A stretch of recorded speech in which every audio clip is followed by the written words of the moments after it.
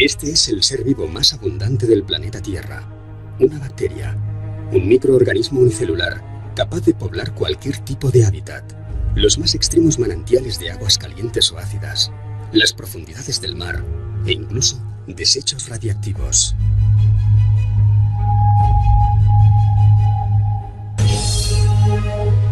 Un gramo de tierra puede llegar a albergar 40 millones de células bacterianas. Algunas incluso pueden sobrevivir largos periodos de tiempo en el espacio exterior. Un ser casi perfecto, una máquina diseñada al milímetro para sobrevivir, para desplazarse y multiplicarse. Si esta, una bacteria, fue el origen de la vida en nuestro planeta, ¿cómo llegó hasta aquí? ¿Realmente todo ocurrió por casualidad? ¿Realmente una bacteria cruzó la inmensidad del universo hasta la Tierra? ¿O alguien la trajo?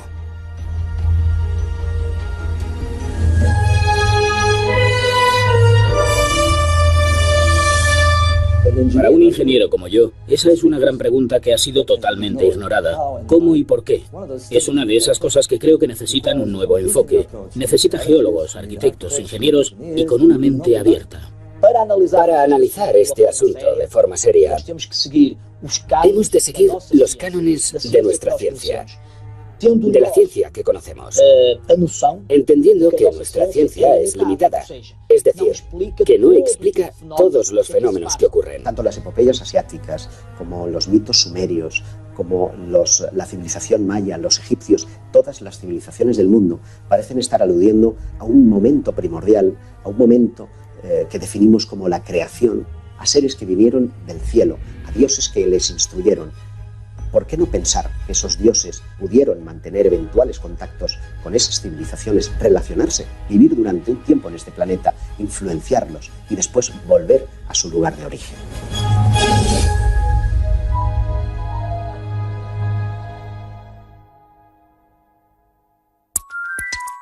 Las primeras explicaciones racionales acerca de cómo se producen los eclipses, acerca de la respiración de los peces y acerca de la anatomía del cerebro humano se atribuyen a Anaxágoras, filósofo griego que 500 años antes del nacimiento de Jesucristo fue obligado al exilio por sugerir que el Sol sería una masa candente de hierro y que la Luna no es más que una roca que refleja la luz proveniente de ese mismo Sol.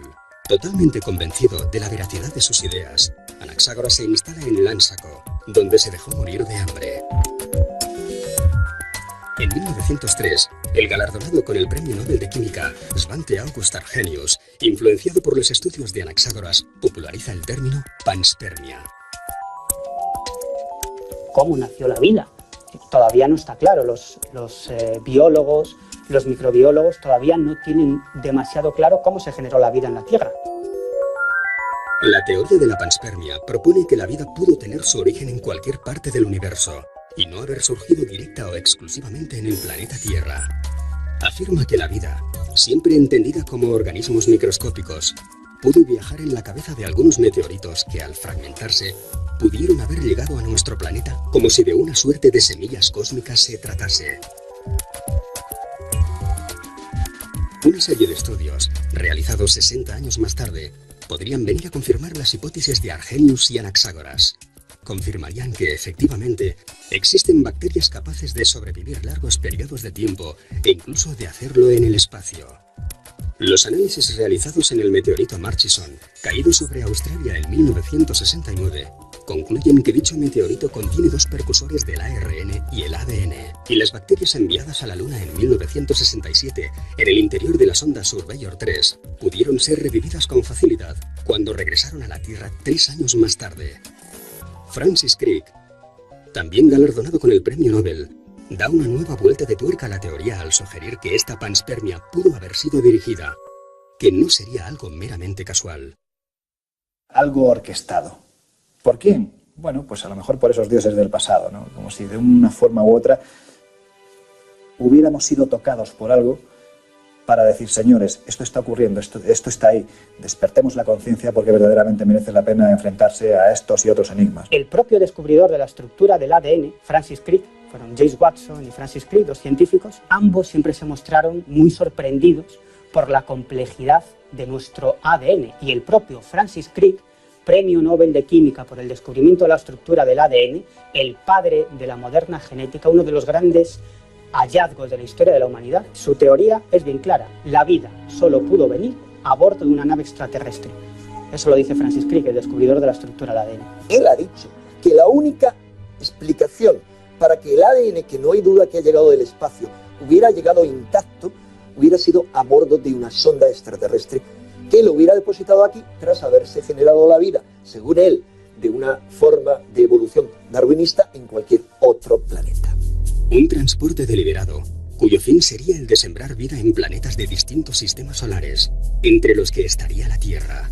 Por supuesto, este plan solo podría provenir de una inteligencia muy superior y, sin lugar a dudas, extraterrestre. Hay otros astrofísicos de gran nivel, me estoy acordando, por ejemplo, de Michael Behe, por ejemplo, un microbiólogo muy reconocido. Hay una serie de elementos microscópicos que son máquinas genéticas, es decir, que son máquinas con su motor, con su rotor, con sus anillos rotatorios.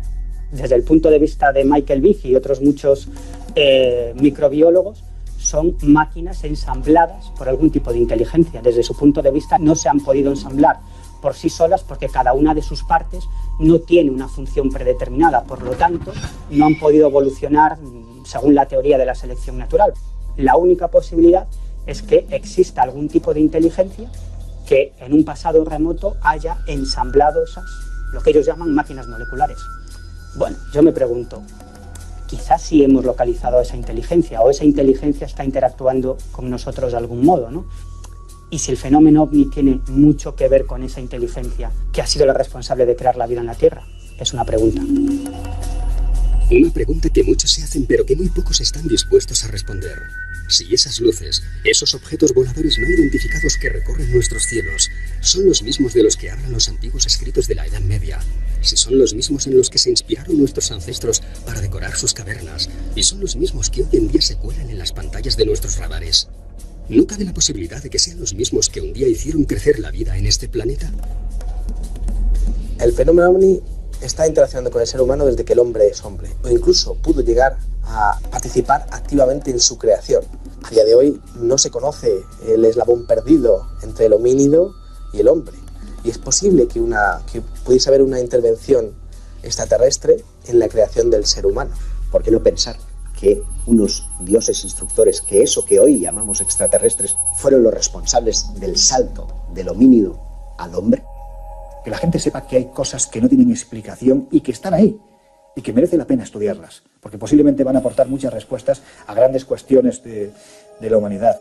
El mero hecho de que haya un eslabón perdido, sí, la ciencia nos habla de un eslabón perdido, pero es inidentificable, no se sabe qué es. Es un salto cuantitativo, cualitativo, que se produce en un ser que no deja de ser lo más parecido a un simio, que de golpe y porrazo se convierte en un ser absolutamente inteligente. ¿Qué proceso se produce en ese instante, o quién maneja los hilos para que eso se lleve a efecto? ¿Por qué no pensar que esos dioses instructores del pasado, que esos posibles extraterrestres de una forma u otra, hicieron algún tipo de tejemaneje para que finalmente nosotros seamos lo que somos, posiblemente un experimento? En momentos muy concretos de la humanidad ha habido esas inteligencias no humanas que sí han intervenido de forma activa en ese devenir. Inclusive De hecho, hay un contactado, Alex Collier, una persona a la que no le gusta mucho exponerse, que ha concedido algunas entrevistas, pero no le gusta ser visto y ha estado algunos años desaparecido. Y él habla de una intervención genética, por la cual nosotros seríamos como una amalgama de 22 especies. Por tanto, se habrían producido varias intervenciones a lo largo de la historia por parte de seres extraterrestres que habrían hecho evolucionar al ser humano. Esa raza híbrida es lo que conoceríamos como niños de las estrellas. Unos niños con ciertas propiedades no adquiridas por el conocimiento, sino que estarían ya en sus genes, como producto de esa hibridación entre humanos y extraterrestres. En 1930, en México, a 160 kilómetros de Chihuahua, aparece un misterioso cráneo al que se bautizó como Star Child, el niño de las estrellas. Su apariencia es muy similar a la de un cráneo humano. Pero los análisis de ADN llevados a cabo a final de los años 90 revelan que, a pesar de su parecido, podría no serlo. La extrañeza no es tanto por su morfología, pese a que presenta una extraña protuberancia en la parte trasera de ese cráneo, sino por el ADN mismo, porque las comprobaciones que se han efectuado parecen demostrar que solamente está presente el ADN mitocondrial, el que aporta la madre, pero no así los genes del padre. Es una extrañeza, una rareza en términos biológicos que ha disparado la imaginación a pensar si estaríamos frente al cráneo de un eventual híbrido entre humano y extraterrestre en un pasado remoto. Lo que ocurre es que ese cráneo fue analizado recientemente y llegaron a la conclusión de que sería un cráneo de un ser fruto de un cruce entre un alienígena y una terrestre. Cuando se recogió ese cráneo estaba en conexión con el resto del cuerpo, y la descripción de quien encontró el cuerpo da a entender que no se trataba de un humanoide normal. No solo era más pequeño, sino que tenía una morfología muy diferente a la de un ser humano vulgar. Este podría no ser el único cráneo con estas características con el que se hayan topado los arqueólogos. Unas excavaciones realizadas en Portugal podrían haber desenterrado 2 ejemplares muy similares al famoso niño de las estrellas encontrado en México. Los cráneos que yo conozco, provenientes de la isla de Musge, son muy parecidos a este Star Child. Estos 2 cráneos me llamaron la atención por ser mucho más pequeños y tener una estructura ósea encima de la cabeza que parecía una cresta. Apenas constato la similitud fisiológica entre ambas especies, o en este caso, 2 cráneos encontrados en Portugal y un cráneo encontrado en México. Tiene gracia porque, por ejemplo, Lloyd Pay, que es quien hace la investigación sobre Star Child, llega a exponer que a lo largo de la historia de los diferentes homínidos que estuvieron por aquí, toda la evolución se produjo a lo largo de millones de años.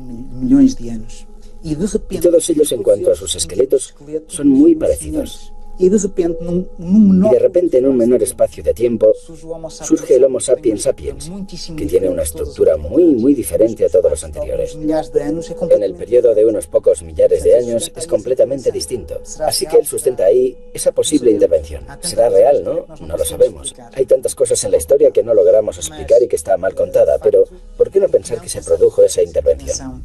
Si los seres humanos hemos sido alterados o modificados en algún momento de nuestra evolución por esas entidades y nos han legado, que nos han fabricado a su imagen y semejanza, es que tenemos que ser muy parecidos a ellos. ¿Por qué desarrollamos nuestra inteligencia?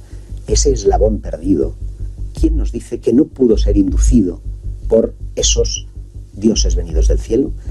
Llámale Dios, llámale extraterrestre, pero hay una injerencia que permite que el hombre deje de ser un animal y se convierta en ser humano. Resulta que todo el planeta está lleno de megalitos, es decir, menires, que son esas piedras iniestas de forma fálica, de dólmenes, que son 2 piedras con otra encima, de cronlech, que ya son como torretas con varias piedras iniestas y otra encima. ¿Cómo puede uno explicar que hace quizá 7.000 años, 10.000, 12.000 años, en todo el planeta surgiera la misma costumbre? Esto se está poniendo cada vez más interesante en España. Bueno, creo que hay sitios que no están del todo bien explicados. La explicación que se ha dado acerca de estos sitios, la explicación clásica, no es exacta. La civilización megalítica, para la cual aún no tenemos una explicación. Llegamos, por ejemplo, a Antequera, en el sur de España, y nos encontramos con el dolmen de Menga, con monolitos enormes. Hace poco se encontró un pozo con 17 metros de profundidad, un pozo en medio del dolmen perfectamente construido, del Neolítico. Nos preguntamos, ¿cómo es que unas comunidades de agricultores de unas pocas decenas, o a veces centenas, logran hacer un monumento de esa envergadura? Empezamos a percibir lo que llamamos una protocivilización, no una prehistoria, sino una protocivilización que posee una serie de principios que no entendemos. Lo que parece que hacían era construir estos lugares, estos megalitos. Y quizás, hay muchos quizás, hay quien ve una especie de gran sistema como de GPS alrededor del cual se movían, como si fuesen grandes estaciones. Es muy posible. Esto no podía ser casual, pero lo interesante es cuando los astrónomos entran en juego y te dicen que además muchos de estos monumentos tenían una orientación astronómica precisa. No hay explicación posible, salvo que pensemos en que hubo en una antigüedad más remota una civilización planetaria, es decir, salvo que pensemos que ese conocimiento les ha venido de algún sitio. Sorprendentemente encontramos denominadores comunes, megalitos, grandes piedras que son desplazadas, algunas cortadas, otras naturales, alineamientos astronómicos muy intrigantes y la posibilidad de un sistema de creencias común, el cielo, etc. Y particularmente la tecnología. Sé que la gente mira de forma sencilla estos sitios, pero mover piedras pesadas es algo muy difícil. Muchas veces, en la cultura megalítica, cuanto mayores son los monolitos, cuanto más compleja fue la técnica utilizada, más antiguo es. Algunos de estos bloques tienen más de 100 toneladas, puede que más, es increíble. Hablamos de piedras naturales que han sido desplazadas. No tengo ni idea de cómo las movieron. No hay medios, con una tecnología básica, de erigir un menhir de 20 metros y de 70 u 80 toneladas. Y cuando empiezas a hablar de piedras que superan las 10 toneladas, las 15 toneladas y que a veces llegan a 50 o 100, es que hay algo que no estamos entendiendo bien. La cuestión es, ¿por qué hicieron esto? ¿Por qué ese enorme trabajo? ¿Por qué lo hicieron? De aquello que va siendo descubierto, incluso de la civilización megalítica, que hace tan solo unas décadas limitábamos a la fachada atlántica, península ibérica, Francia, Irlanda.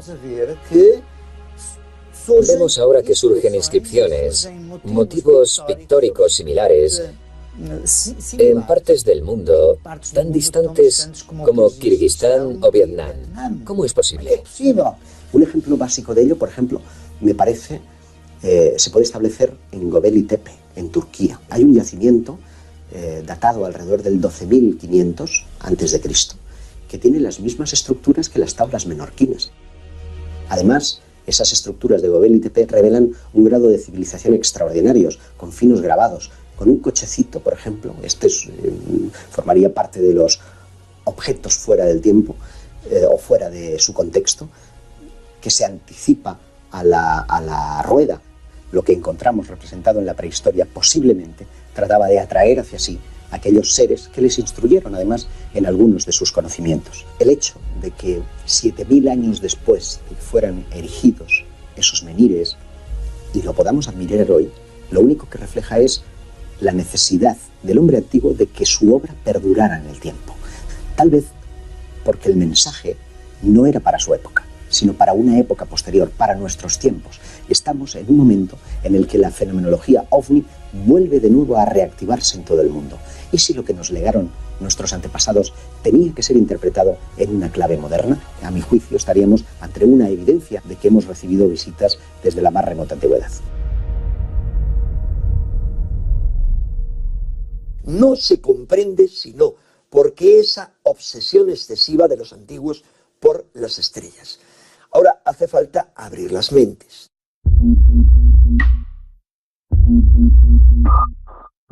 ¿Qué vieron aquellos hombres de la prehistoria? ¿Qué fue lo que les inspiró para inmortalizar sobre la roca unas representaciones tan próximas a lo que hoy llamaríamos ovni o extraterrestres? ¿Observaron ellos los mismos fenómenos a los que se refiere la ufología actual? Cuando aparecen 10.000 ciervos con 10.000 hombres y 10.000 lanzas, es más fácil de creer que estaban representando una realidad. Pero si aparece un ovni, perdido, uno, es una excepción. Pero si tú hablas con un antropólogo te dirá que siempre hay que partir de una experiencia previa. Es decir, si yo represento esto es porque hay algo que he visto. Luego lo puedo adornar, pero evidentemente algo he visto. Cuando te vas a Tassili, cuando te vas a determinadas zonas de América, incluso zonas de España, pues hombre, es que mucha imaginación hay que tener para representar lo que representaron, porque seguramente hoy en día cualquier persona que no tenga nociones de historia, ni de antropología, ni de nada, tú le plantas delante de una de estas representaciones y te dirá, es un astronauta, pero es que sepamos, astronautas hace 2000 años no había. Algo ocurrió hace 40.000 años que está muy relacionado con un despertar espiritual, que está muy relacionado con un despertar evolutivo. Pues son figuras humanas que están representadas realmente como el ojo humano las ve. También los astros están representados perfectamente y los animales. Entonces, ¿por qué estos seres tan extraños y por qué no podrían representar seres de otros planetas? Es un caso intrigante, no lo voy a negar, porque en general todas las figuras parecen estar representadas de una manera muy naturalista. Pues claro, cuando te plantas delante de este tipo de figuras, lo primero que piensas es, bueno, ¿y qué demonios fue lo que vio ese hombre del pasado? Seres, figuras antropomorfas, donde le salen rayos de la cabeza, o donde tienen una fisonomía bastante extraña, o parece que tienen gafas o una escafandra. Los círculos, los semicírculos, las manos en positivo o en negativo, que aparecen tanto por todas partes del mundo. Estamos hablando de seres de un gran tamaño, de polifemos, de un solo ojo, que están llevando a los miembros de los clanes tribales, especialmente a mujeres en avanzado estado de gestación, al interior de lo que parecen ser unas burbujas. Muchas de estas representaciones son muy parecidas a lo que hoy en día formaría parte de la tipología de esos modernos extraterrestres.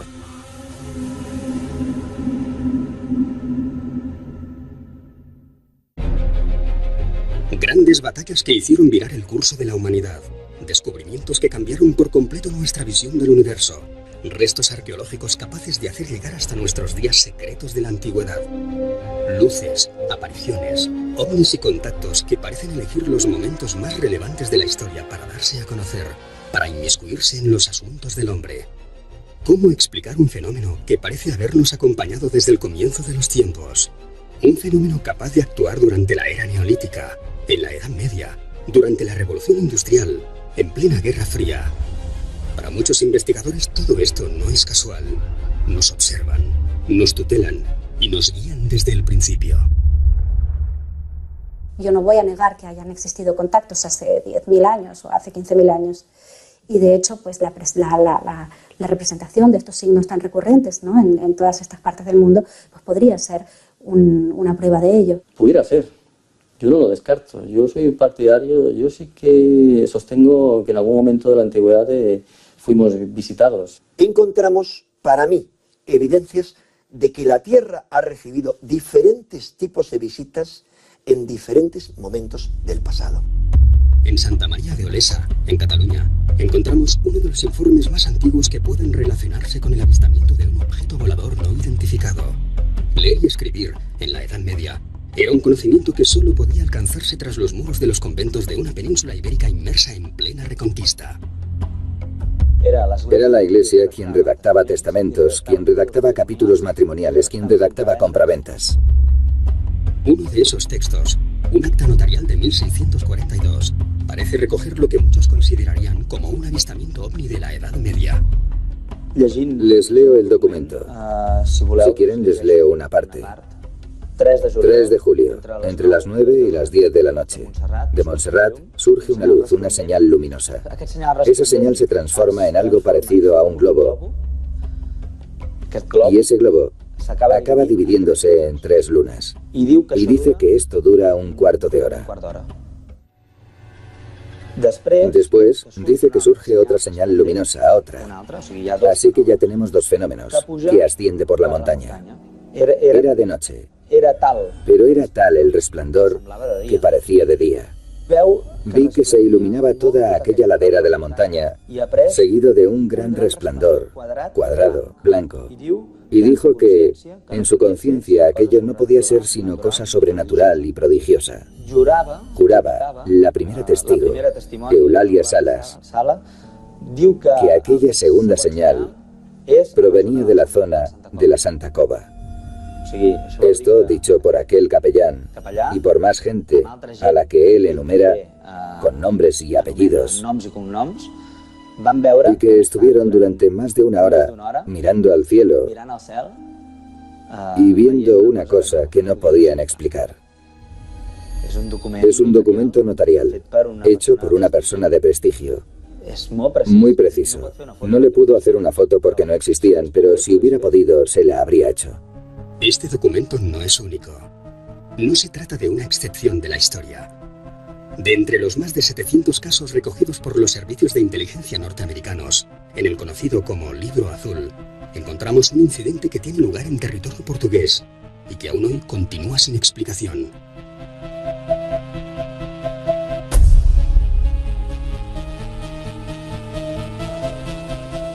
En 1968, Sebastián, guarda nocturno del depósito de municiones de la base militar de la OTAN en las Islas Azores, hace saltar la alarma tras protagonizar un sorprendente encuentro. El guarda, que en esos momentos estaría escuchando un partido de fútbol en la radio. Y de repente, la radio comenzó a tener interferencias y él no entendía muy bien la retransmisión, hasta que la radio se apagó. Y entonces entró una luz por la ventana en esa casa donde estaban. Lo deja todo y sale fuera para ver qué ocurre. Ve un objeto del que cae una luz intensa. Se va dentro a buscar una linterna. Apunta con la linterna y se encuentra con un objeto esférico, con una cúpula superior, que estaba suspendida sobre el hangar de las municiones. Observando el fenómeno de forma más detallada, verificó algo como un bulto dentro de ese objeto. Y curiosamente, ese bulto, o lo que fuera, le saludó. Le hizo un gesto que él interpretó como si le dijera adiós o algo parecido. En ese momento incide sobre él un potente rayo. Cae y pierde el conocimiento. Cuando llegan los guardas de la base, el objeto ya había desaparecido, pero él estaba en el suelo, sin conocimiento, y fue trasladado al hospital. Hay registros médicos de todo lo que se hizo en aquellos momentos. Y él no recupera el conocimiento hasta 3 horas después. Estaba muy confuso. No puede hablar, no logra ordenar las ideas. No sabe dónde se encuentra, todo es confuso. Como aquella base era americana, él fue llevado a los Estados Unidos para hacerse algunos exámenes más. Nosotros ya le perdimos la pista. No recuerdo por qué. No nos llegó el feedback con los resultados de esos exámenes. Sabemos que fue a los Estados Unidos. No sé qué tipo de exámenes se le hicieron, pero allí ocurrió algo realmente extraño que le dejó tocado. Cuando viajamos, nos montamos en nuestra particular máquina del tiempo, viajamos al pasado, a diferentes pasados, ¿no? Y te encuentras con grandes civilizaciones. Lo que te llama la atención es la representación que ellos hacen de sus dioses.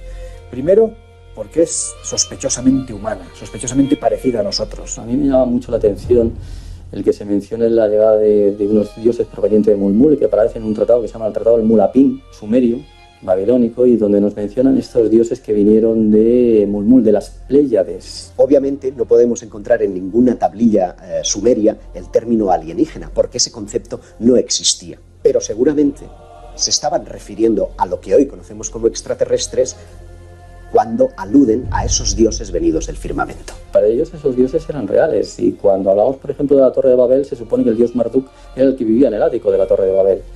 Así que su dios Marduk era real, era un dios con el que se interrelacionaban, con el que hablaban. ¿Por qué decían esto? No sé si es en sentido alegórico o realmente ellos conocieron seres que venían de otros planetas o de otras realidades que les traspasaron información. Esos dioses de Mulmul pues fueron los que proporcionaron a los primeros sumerios los cereales. Y hoy en día, sobre todo los antropólogos, se preguntan de dónde aparecieron. Quiero decir, que cómo es que una naturaleza totalmente salvaje se convirtió de repente de la noche a la mañana en doméstica, ¿no? ¿Por qué no hemos encontrado ninguna evidencia que permita explicar algunos de los grandes enigmas sobre los que se sustenta el fundamento mismo de la civilización, la domesticación de animales? No hay una explicación. ¿Cuándo? ¿Cómo comenzó eso? ¿Cómo comenzó la agricultura? Nadie ha encontrado una evidencia.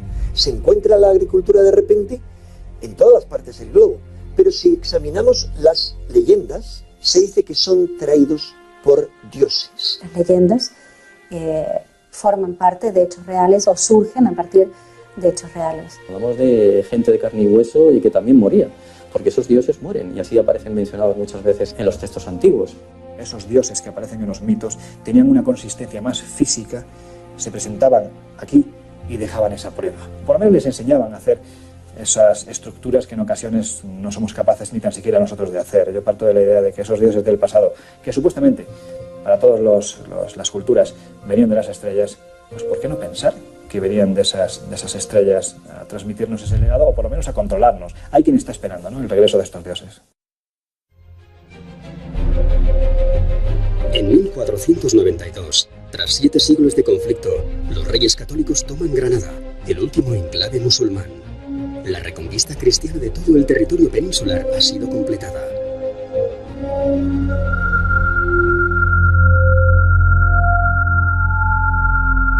Como si quisieran formar parte de la historia, como si quisieran modelar las creencias de los seres humanos.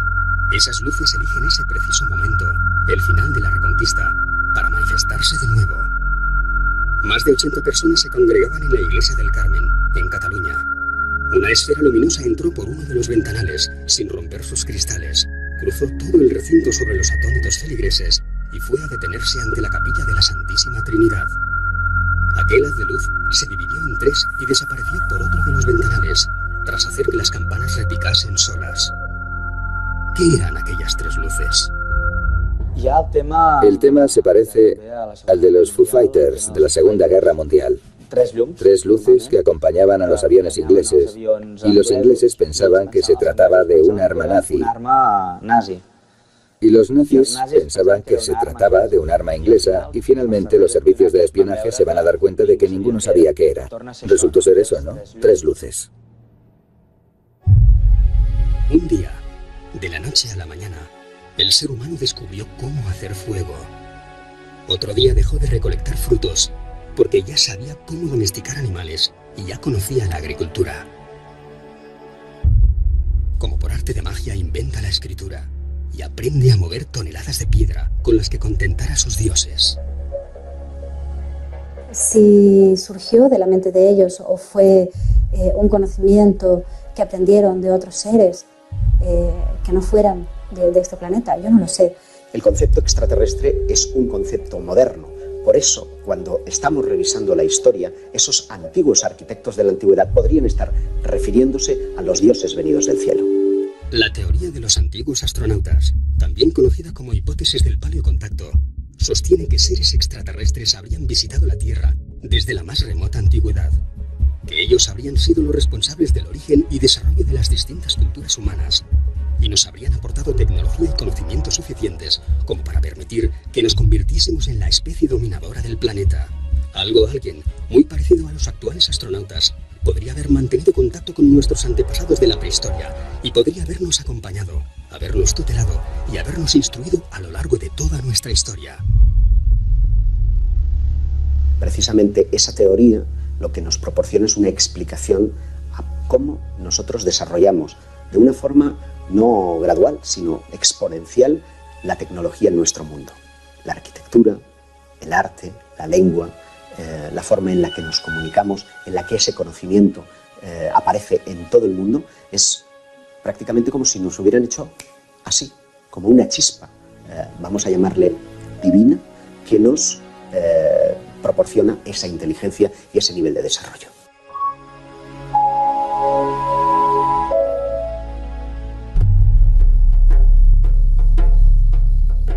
Desde el norte de Portugal y Galicia hasta el Levante peninsular, encontramos una de las manifestaciones artísticas más representativas de la Edad del Bronce, los petroglifos. Representaciones talladas en piedra en las que, en muchas ocasiones, junto a motivos animales y humanos, aparecen una serie de dibujos a los que la arqueología no logra dar una explicación.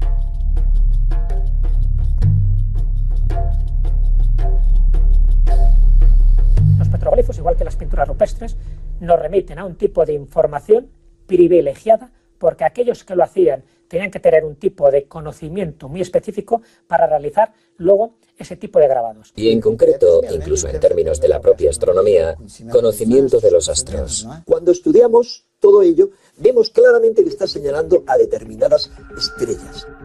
No simplemente astronomía, encontramos una compleja astronomía. ¿Por qué no pensar que en ese periodo en el que ellos estuvieron coexistiendo con el hombre, nos legaron cosas elementales para ellos, pero que para nosotros supusieron un enorme avance? Los petroglifos nos muestran alineaciones planetarias, nos muestran constelaciones lejanas, nos muestran incluso formas que podemos relacionar con galaxias. Y con una antigüedad que en algún caso se remonta hasta casi los 100.000 años. O sea, ¿quién era capaz hace 100.000 años de conocer ciertas constelaciones y tallarlas, inscribirlas? Los antiguos, por lo general, probablemente tenían muchos más conocimientos de lo que nosotros imaginamos. Parecen estar dándonos una visión cósmica de una humanidad que no tenía tales conocimientos. Estamos en la noche de los tiempos. Creo que eventualmente pudieron existir contactos en la antigüedad con seres más avanzados, seres procedentes de las estrellas que nos legaron tecnología que hoy día hemos querido relacionar con el mundo extraterrestre. Estaban viendo en el firmamento fenómenos extraños y nos lo dejaron representados en su piel. Más que darles tecnología, lo que les permitieron es avanzar más deprisa de lo que hubiera sido propiamente la evolución, ¿no? Yo no lo puedo saber si alguien vino a contarles o se les ocurrió a ellos, pero lo que sí está claro es que mucho antes de lo aceptado ya existían estos conocimientos astronómicos. Esto cambia por completo el dibujo de lo que tenemos sobre este planeta. Parece que hayamos perdido alguna civilización. Ahora, ¿qué tipo de civilización? No está claro, pero parece que la hayamos perdido. Parece que hubiera desaparecido y lo que queda son estas piedras megalíticas, e ignorarlo es ignorar quiénes somos.